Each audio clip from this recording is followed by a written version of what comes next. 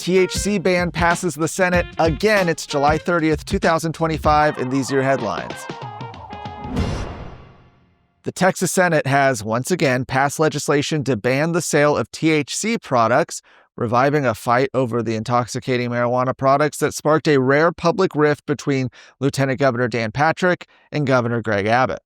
Senate Bill 5 by Senator Charles Perry passed the Senate today on a 20-9 vote. Interestingly, when this was voted on earlier this year, it was 26-5, meaning some Democrats decided to go against it this time. It would prohibit the manufacture, sale, and possession of consumable hemp products that contain any form of THC while still allowing products that contain only CBD or CBG. And if you don't know what these things are, this story is probably not for you. Lieutenant Governor Dan Patrick has embraced the legislation, though, after Abbott vetoed a similar ban last month over concerns about regulatory overreach. Patrick accused the governor of wanting to legalize recreational marijuana.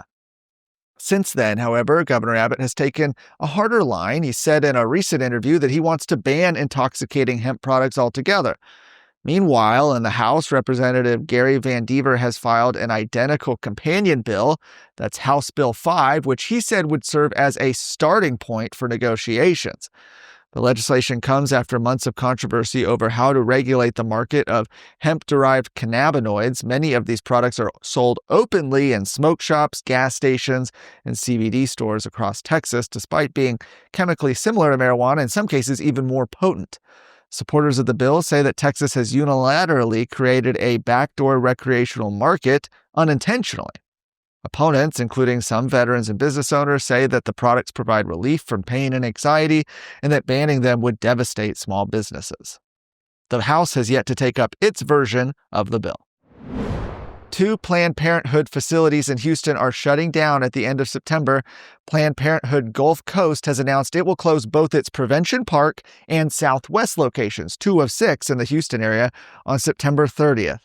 The remaining 4 clinics will now be operated by Planned Parenthood of Greater Texas, a different affiliate. Pro-life advocates are calling the closures a major step forward. Kimberlyn Schwartz with Texas Right to Life said that every time an abortion facility closes, it's a powerful reminder that the pro-life movement is making progress. The closures come as Planned Parenthood faces growing challenges. According to reporting from Houston Public Media, the organization is restructuring in response to rising costs, low reimbursement rates, workforce shortages, and what it calls an inadequate public health infrastructure.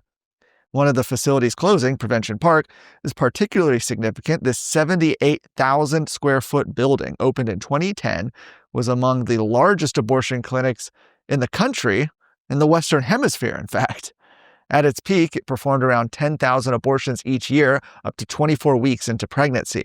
After Texas banned nearly all abortion procedures in 2022, the clinic stopped performing, but according to critics, it continued to coordinate out-of-state abortions for Texas women, essentially becoming a travel agency for abortions. The Prevention Park facility was also one of the locations accused of selling body parts of aborted babies, allegations brought to light through undercover videos released by pro-life activist David Daleiden. Texas banned most abortions in 2022 after the Supreme Court overturned Roe v. Wade.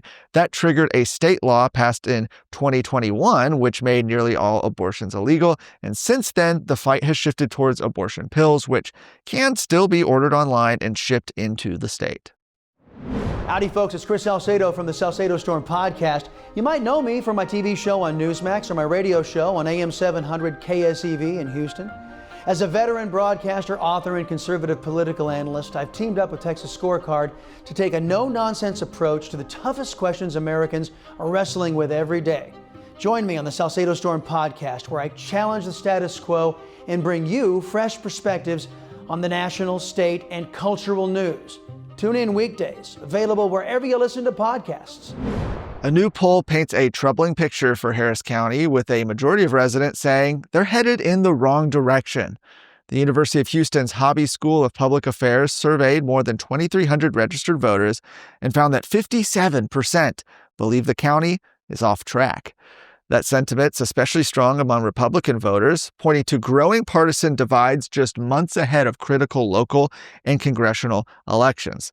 The poll reveals widespread concern over key issues like public safety, infrastructure, and governance.